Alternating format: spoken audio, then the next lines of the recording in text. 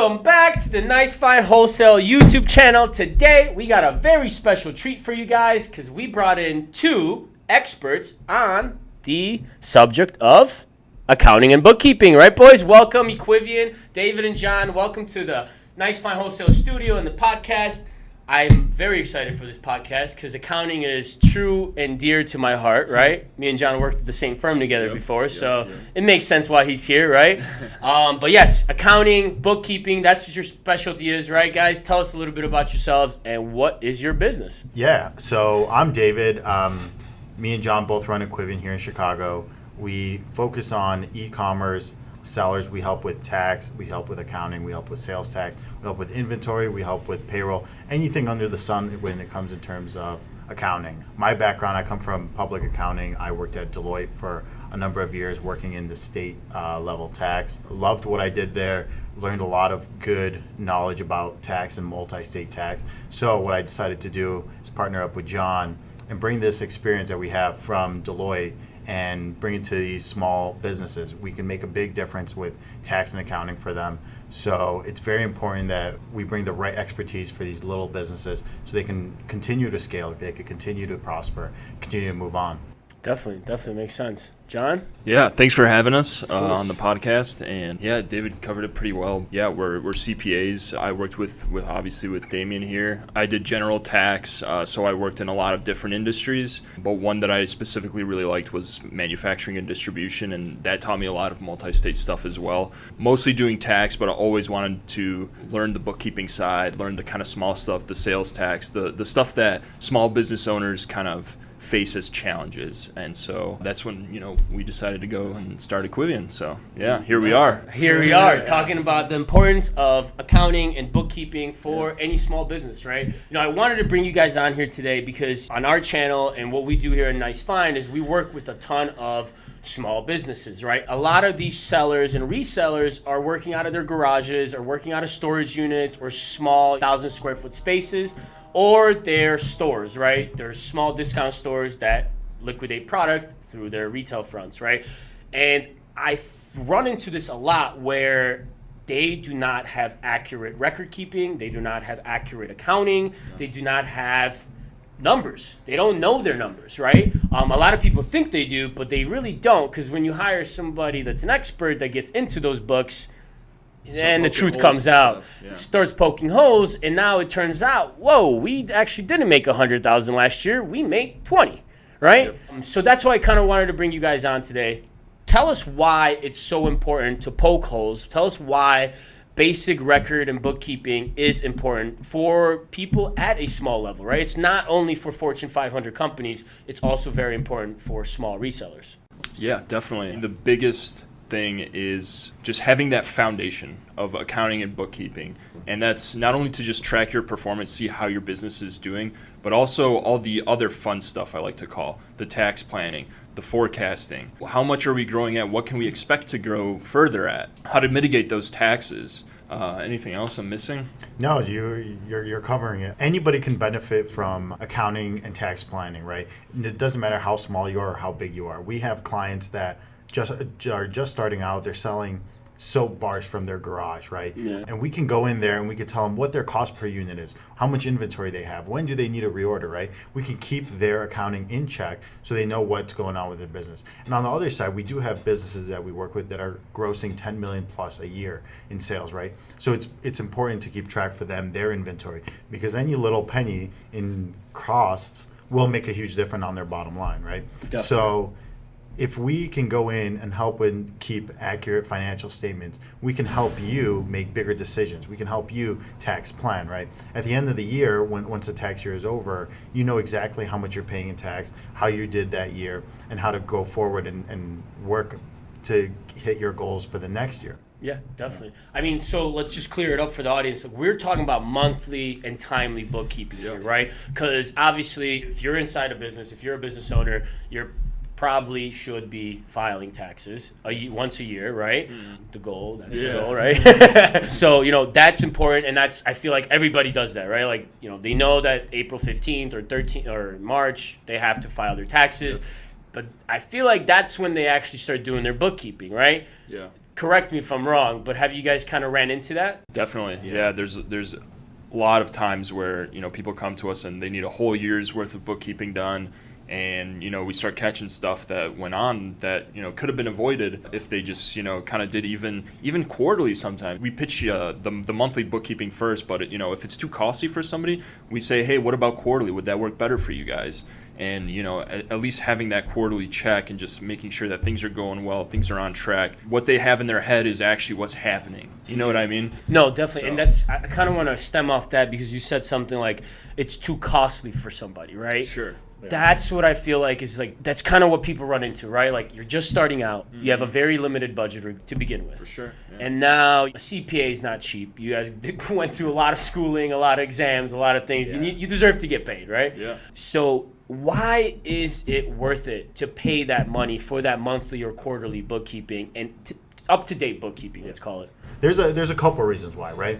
First and foremost is to make sure you're accurate financial statements, right? If you're going in and making big decisions for your business month over month, you want to make sure that these business decisions are made off a basis, right? Mm-hmm. So let's say you're buying a new forklift for your warehouse. You want to make sure that you can afford this forklift. You want to make sure if you pay full for this forklift right now, how is your cash flow going to look like 2-3 months down the line? When are you going to recover your investment on this forklift, right? So that's the number one thing to make sure why you want to have a bookkeeper. The second thing why you want to work with a CPA in specific is you want to work with somebody that can do tax planning for you, right?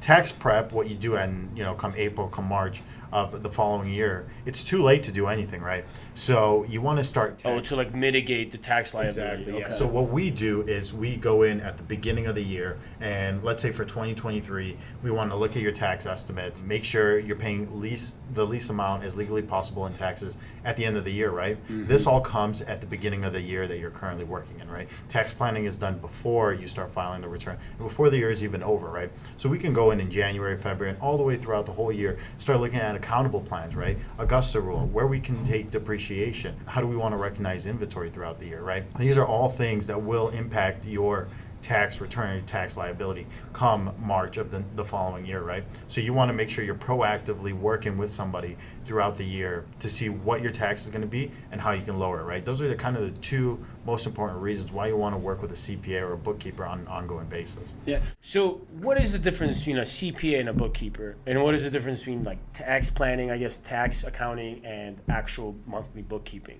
Yeah, so your bookkeeper will go in, make sure your transactions are coded correctly, right? If you're spending money on Amazon, it's coded to the correct account. If you have sales coming in, you're coding them to your sales account, right? And it goes down a little bit more into detail. So let's say you're selling mystery boxes, but then you're also selling... We are selling mystery boxes. Go on our website, check those out. Yeah, so you're selling mystery boxes, right? And then you're wholesaling truckloads of pallets worth on a truck, right? So you want to make sure that deposit coming into your bank is broken out correctly based on you have mystery box sales, your wholesale sales. That's what your bookkeeper is doing. They're making sure that your transactions in and out of your bank account are all accounted for and all coded to a proper account. Going into the correct bucket. Yeah, exactly. Right? Exactly. You want to make sure that everything that you spend money on is being correctly categorized so you can correctly see it at the end of the month. Working with a CPA or a tax accountant like we are, you get an even bigger umbrella over your bookkeeping, your accounting, and your tax. A tax preparer will prepare your return at the end of the year, right? Mm-hmm. You'll give him the financial statements, you'll give him all of your information, he'll prepare the return, submit it, file it, make sure you're all compliant with the IRS. CPAs like us, we consider ourselves as tax planners, right? Not only do we do the tax return at the end of the year, we're going to work with you throughout the whole year to make sure to mitigate that tax liability, to make it the lowest as legally possible at the end of the year. And like I said, that includes implementing anything from the 1st of the January of the year to December 31st to make sure we have all that time to go in there, work with you to lower that tax liability. And then conversely, we do the tax preparing come March, come April of the following extensions year. if needed and stuff. No, that makes sense. But because you guys are CPAs, it's a one-stop shop. So you will complete the bookkeeping, you will complete the monthly or the quarterly stuff, then the financial statements, and then plan it all out throughout the whole year, and then wrap it all up come March or April and file the taxes for the customer, right? Exactly. And then we do it all again for the next year. That's awesome. No, that's good. I mean, what I'm trying to get behind is if I'm a eBayer, I'm selling maybe $10,000 worth of, I have $10,000 worth of sales on eBay every year, right? Is it worth for me to invest into a bookkeeper? Is it worth for me to be up to date, or should I just wait till April tax time and just kind of wrap it all up together there?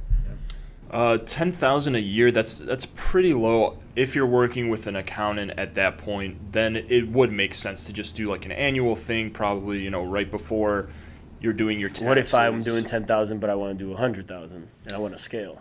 Then yes, yeah. I mean, at least consultations, at least a quarterly tax planning thing, something like that. It varies what their budget is too. They can't quite afford monthly bookkeeping, but like I said, we can offer, the quarterly. Or if you want to find out how to save money on taxes, then we can do just even one tax planning session, that could add a lot of benefit. Yeah, definitely. And we do a lot of other stuff to just help you get set up right from the get-go to make sure that your liability is covered, but also you're set up right for taxes too, so you're not getting slaughtered on taxes your first year, No. So yeah, there's a lot of stuff we can do, whether you're, as small as $10,000 a year or as big as, $10 million a year.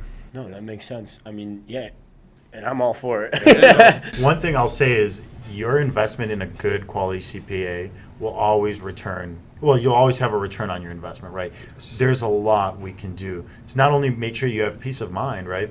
But two is how to set yourself up correctly that where you're paying the least amount you can, right? No, definitely. We also help you watch your expenses. We also help you keep track of your expenses, how much you're paying for your inventory. If you're overpaying for your inventory, right? We work with e-commerce, any types of sellers online. We've gained a lot of knowledge on how much what should cost also. So we can also advise a client based on what we know of, hey, maybe the shipping's a little bit too much. Well, why don't we look at this new vendor that we've seen other clients use? It's like a second set of eyes. It's like industry knowledge and kind of business acumen within that world. So you kind of have like a window to what other people are doing at the same time, which is kind of a unique perspective that we can give our clients too, No, that definitely makes sense, right? Because if you're working with other e-commerce sellers, they're doing pretty much the same thing, right? Same type of shipping, exporting, similar, whatever it might be. There's advice that you can just pitch these, because the way I've always seen a CPA or a bookkeeper is like they're part of your team. Like that is an advisor. That is somebody that's going to go out to bat for you when it comes to the IRS or when it just comes to the monthly, hey, are we doing well or not, right? Yep. They have to do their job well in order so you can continue thriving and doing well, Exactly. and they can keep you on as a client, right? It makes sense. It makes the full circle go around, right? Yeah. What happens is if you have bad accounting, that's where kind of the root of all evil starts, right? It's a snowball effect downhill from there. So let's say you're not categorizing your expenses correctly. You're missing expenses. You're not reconciling your bank and credit card accounts, right? Yeah. What's going to happen? What's going to happen is you're going to have inaccurate financial statements, right? You're going to make bad business decisions because of it.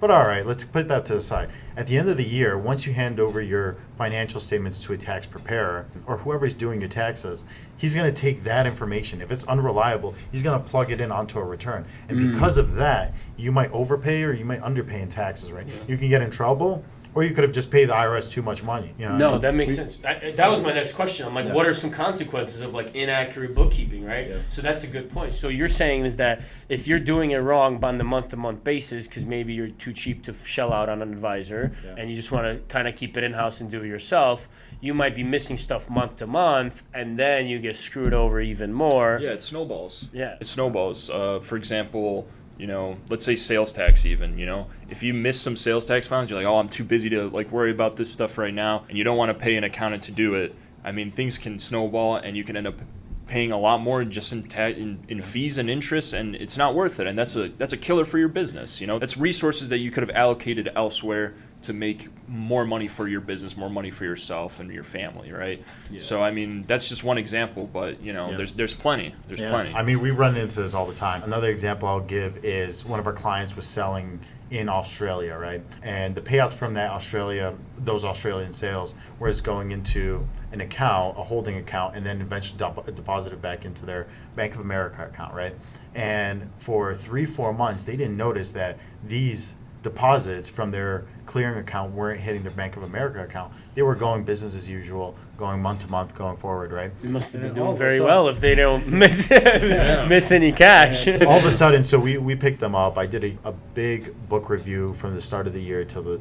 It's like an audit, essentially. Yeah, exactly. So I was like, hey, something's not adding up. Where's this money? We're making sales, but the money's not coming in. Yeah. They're not noticing it, but I found something, right? So we backtracked through all the sales, looked what went wrong and where, And we talked with the client, so they logged into their clearing account, and they were able to see around $80,000 that they were able just. So they were doing click very deposit. well. Yeah. So out of nowhere, they just found $80,000 within 1 month of us working with them. Yeah. So Well, because often, entrepreneurs are just worried, like not worried, but just they're busy working on the business, 100%. right? And As they should be. Yeah, and that's kind of why I wanted to do this pod, right? Because it's, hey, why is this so important? Why is it worth shelling out the money to hire experts to sit there and nerd out in your numbers? Because that's what, I'm sorry, but that's what you guys do. Exactly what it is. You're right, because it's you guys are experts in that field, and you can get really, really deep into the numbers, right? I mean, this is probably a bad example, but like, how many subscriptions that you think you catch a month that people don't even use anymore? Oh man, this is a huge one. Yeah, Maybe even hundreds of thousands of dollars at this point that we've caught.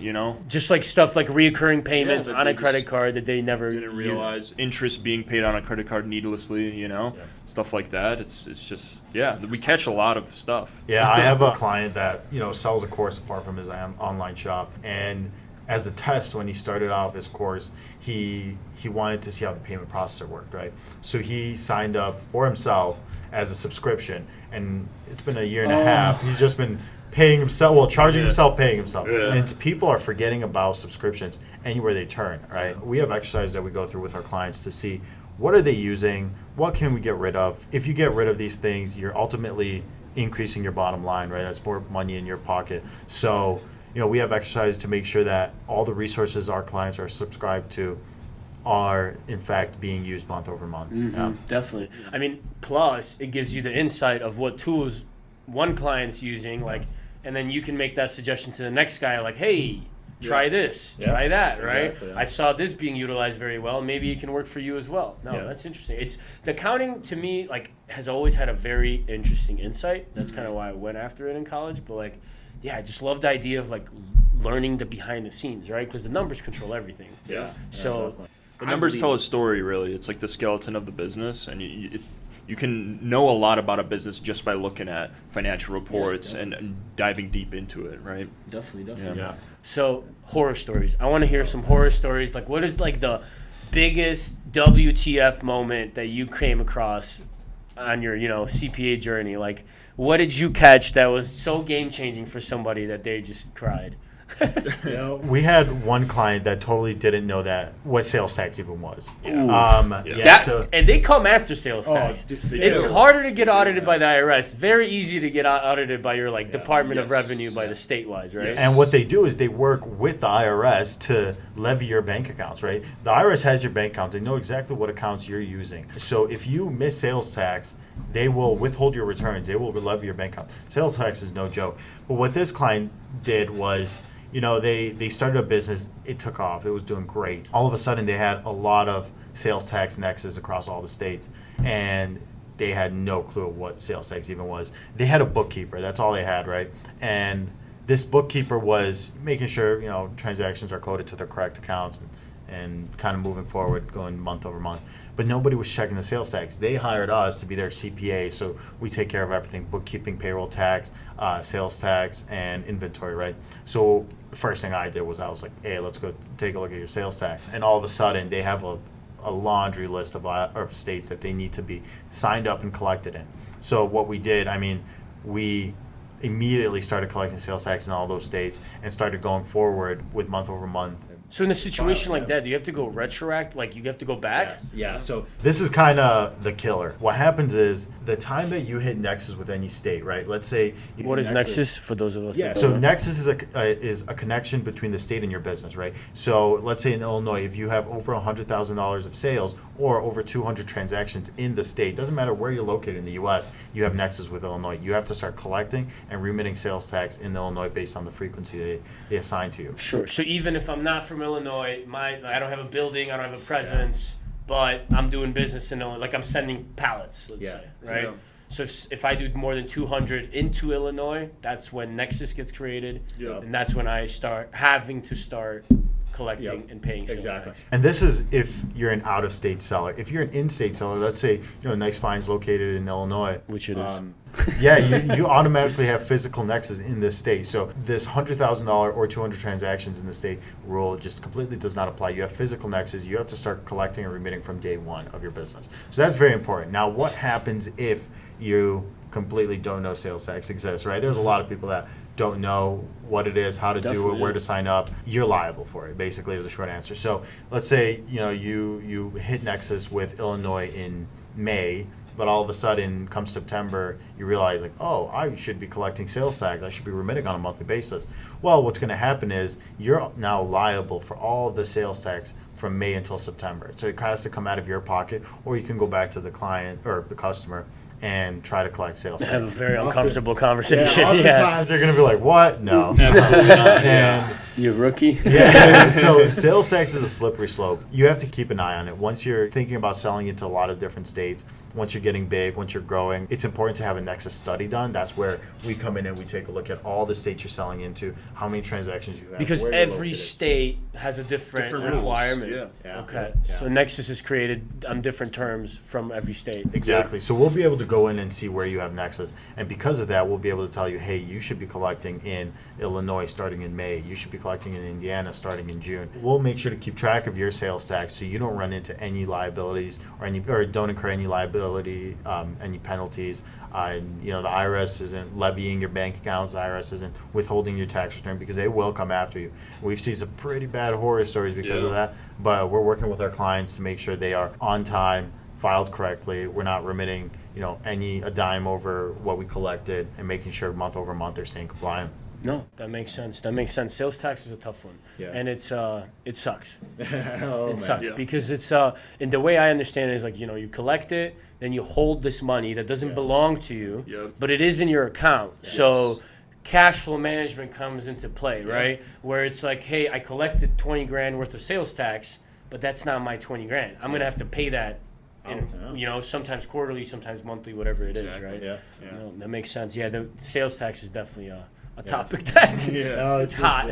You'd rather have it right than not, for sure. They say there's over 340 different sales tax returns across the U.S. Just Colorado alone, Colorado decided to pass along its sales tax enforcement onto the cities, right? So usually if you're filing in Illinois, you'll file with the state. But in Colorado, it's a little different. What you're going to have to do is file with Colorado for Colorado state sales tax, and then go into every single city to make sure that you're filing with them their little portion. And on top of that, there's also retail delivery tax in Colorado, right? So if you make a sale on your eBay store, on your Etsy store, on your Shopify store, Walmart.com, wherever you're making a sale, and UPS is delivering a package from Illinois to Colorado, you're paying 27 cents as a retail delivery Any package carrier. Any package carrier will I did not know that. That's crazy. So it's important to stay on top of that as well. No doing business in Colorado. Right? It's always So how does this tie in for an eBay seller or an Amazon seller, right? If I'm working out of a storage unit, or I'm flipping pallets. I went to Nice Find. I bought myself a pallet from Target, from Amazon, whatever. I'm going to take that home out of my garage, and I'm going to list it on eBay, list it on Amazon, list it on Facebook Marketplace. Am I creating Nexus because I'm shipping items to Michigan? How does that work? When, let's say, I guess it differs by platform, right? Yeah, so it does. Sales tax and online for online sellers is very new, right? The online sellers community just started launching recently, and the IRS is having trouble keeping up with how to tax online sales. Where do we tax online sales? Who is responsible for taxing online sales? So for your example, having a storage unit, let's say here in Illinois, selling into Michigan, you're going to look at what the Nexus state rule or Nexus tax rules in Michigan are for you specifically, right? If you have over 200 transactions into Michigan, you might create some Nexus. That's when you would file with Michigan. But let's say you buy your pallet, bring it home or into a storage unit, and are selling to residents of Illinois. Well, since you're in Illinois, you have that physical presence with Illinois. You should be charging them sales tax, collecting and remitting it, right? Unless they have a resale certificate. Exactly. It's B2B. Yeah. So anybody that is tax exempt, so sales tax is always charged on the end consumer, right? So if you go into a Target and you buy yourself a new laptop, right? You're going to be paying that sales tax because you're ultimately the one that's getting the benefits of the goods, right?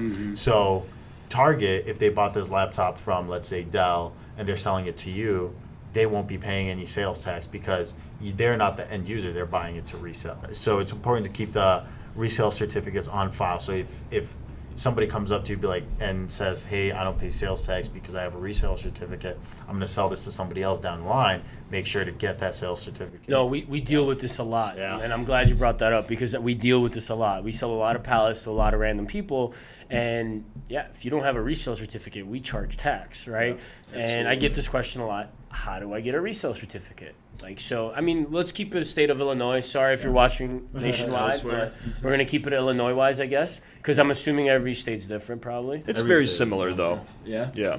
So if I'm a reseller and I would want to, because it is a purchase for my business, how do I acquire a resale certificate? Yeah, so the resale certificate is going to not come to you, you have to apply for it, right? But it comes as a accessory to your sales and use tax account with the Illinois Department of Revenue, right? So you'd go on the Illinois Department of Revenue website, you would sign up your business to collect and remit sales tax, right? And then as a result of that, you'll have this resale certificate to use. So when you go out and buy something that you're ultimately going to resell, you have this sales tax certificate. So a client that's going to store a pallet in a warehouse, sell it to an end consumer, he's going to go on Illinois Department of Revenue.com, sign up his business to collect and remit sales tax, and then he's going to get this sales certificate, right? And then he holds that and comes to you and says, hey, I want to buy a pallet. He gives you the certificate, you don't charge him tax, he buys the pallet. And then ultimately when he sells the pallet to somebody else in Illinois, he's going to charge and collect that sales tax and then remit it on that sales tax account that he made going on Illinois Department of Revenue's website. Makes sense. Yeah. So it's not hard to get one. No, You just have to be set up as a legitimate business. Yes. And then So you apply need for the number. license online, right? So that's kind of been, I'm just double checking because I've been giving that advice out to our local buyers here, that if they don't have a sales tax certificate, unfortunately, we do have to charge them tax. Yeah. But if they want to kind of scale up and get, make this a business or as legitimate as possible, then I was just telling them to go on Secretary of State, right? I think it's Secretary of State, to go file a resale certificate because it helps, right? Yeah, I mean, especially on like a $800 pallet, you're looking at $100 in tax, that can be your profit sometimes, right? Yeah. So definitely makes a big difference. Definitely, yeah. But I mean, since we're on the liquidation side of things, right? I mean, you're in a liquidation building, right? Yeah. Anything that you would kind of maybe some advice or some accounting methods or practices that you found, to be kind of liquidation specific that, you can kind of pass that knowledge on to our viewers? I think the biggest thing that people miss on is, especially if they're just a solopreneur, they're a solo operation, and maybe they have some contractors that they kind of work with, is going S corp early. So an S corporation is just an election you make. When you have an LLC, it's just a different way to be taxed essentially, and it can save you a lot in taxes. You do have to pay yourself a wage, a reasonable wage, it's called, but you mitigate a lot of the self-employment tax, which is a huge killer for small businesses. So that's a big mistake that I personally see a lot. Paid a boatload of that. Yeah, I bet. Not fun at all. Yeah. Yeah. So it could save thousands, tens of thousands of dollars in taxes in some cases. So definitely a big one that I see missed a lot. Yeah. Another one, I mean, for these people starting out buying a pallet, want to flip it from a storage unit or their garage, right? You have a pickup truck, right? How are you going to get that pallet from your warehouse? Somebody just came in, bought a nice looking pallet, they're ready to resell. How are you going to That's the type of excitement we need around here. Exactly. For our pallet flippers. So, you have a pickup truck, right? So let's say somebody comes to you, buys that pallet, puts it on their pickup truck, drives it to their garage or storage unit. That drive, that use of your vehicle, your personal vehicle, is a business expense, right? That's 100%. something that you can also take in and count as a deduction for come tax time. It's a great point because what I run into a lot is person will ask me, how do I get a resale certificate? Yeah. Well, you're gonna have to go on the website, yada yada yada, right? Give them that spiel, and they come back, they're like, I'm not set up as a business, I can't get a resale certificate, right? I'm like, well, you should look into it, Yeah. right? Yeah. I feel like a lot of people are scared to open up an LLC or go legit, right? Yeah. Everyone just loves to be under the radar, cash basis type of deal. But am I wrong to say that you're missing out on a lot of money, right? Because that drive, like you just described, could be deducted. Exactly. That tape gun you purchased could be deducted, right? Without that, you just have income coming in. You don't have any out, right? Yeah. So would you recommend setting, like, when is it too early to set up a business, I guess?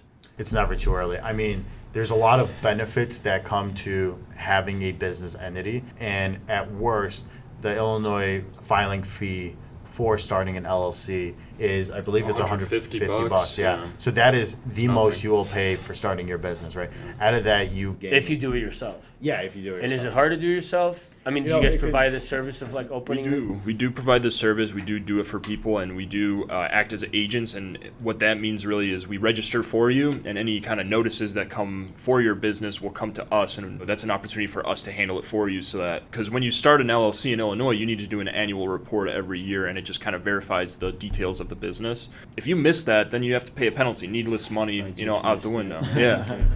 Yeah. God damn it. I literally missed it by a month. I missed it too. They didn't send me a notice. Yep. Yeah. Have to have a talk with them. Illinois Department of Revenue. They don't abate that penalty either. Yeah. You can try, but they will not. I'm definitely gonna try. I love me a good old customer service phone call. Hey, I got these fees on my statement. Like, I can't pay those. Like, let's just clear the balance. Let's take those fees off. Secretary of State doesn't play like that, though. No, we tried, but yeah. Yeah, I mean that's kind of the number one thing that you do when you set up a business. That's kind of the only thing you do. I mean, you could set up bank accounts. We recommend you get an EIN number with the IRS to have a taxpayer number with the IRS. That's all free. And so at worst, you're in for $150. And what does that $150 get you? Your resale certificate, right? It gives you a resale certificate. One pallet and you got your tax savings. Exactly. So it gives you your deductions. You use your pickup truck to come from the nice fine wholesale warehouse, this awesome place, to your storage unit or to your garage, right? That's deduction right there. Also an awesome place. we could take that deduction because you have a business. And third is limited liability. Let's say you're driving down the highway from nice fine with your pickup, something falls off of your pickup truck. It's happened before to your boy. And I almost killed 10 people on the highway, but I'm not going to get into that story. But what happens is this business gives you limited liability protection, right? So if, God forbid, something were to happen, they want to sue, they would sue this LLC because you're working for the LLC while you're carrying this pallet back home, right? And they cannot touch any of your personal assets. There's a couple rules to that. You want to make sure to work with us if anything happens or if you want to make sure you're protected. But because the key's there to like separate everything, right? You can't like open up an LLC and still use your own personal checking account. Exactly. And you don't open up, right? That's like what things you like want to avoid, that. Yeah. Well, I mean, that's why you guys exist, right? Because there's a lot of gray area. There's a lot of things that need to be implemented to actually take advantage of these type of benefits, right? Because you can't just open it up and say, I have an LLC, so I'm going to go, no one can touch me. Wreck them all and sue my LLC, right? Yeah, so that doesn't work like that if you're watching. But we have a number of steps we go through with anybody starting a new business to make sure that they are set up correctly, they have that limited liability, and they're good to go to make $1 million next day. So. Yeah, makes sense. All right, boys, I think we're coming up to an end. I think this was a very, very, very value-driven podcast.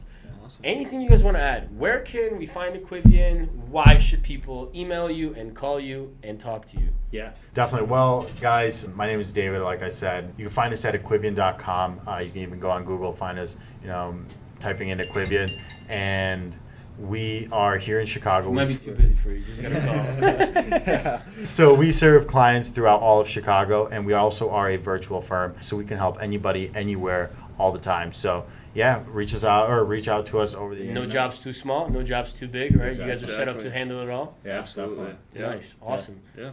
And I'm John Dawid with Equivion. Find us on www.equivion.com and find me at LinkedIn at John Dawid CPA. That's right. The boys have been on a LinkedIn drive like I have, and if you are a LinkedIn user, go drop us a follow and connect with us. I think that's probably, to be honest, the easiest way to actually just get some questions answered, probably for free, to be honest. Yeah. Because you can just send them a message and they'll just reply to you because they're trying to connect, right? So yes, follow them on LinkedIn, follow me on LinkedIn, follow and subscribe Nice Fine Wholesale. Go check out Equivion. They do quality work and they're quality people, and I vouch for them. So, thank you all for watching. Make sure to hit that sub button. See you guys next time. Peace. Peace.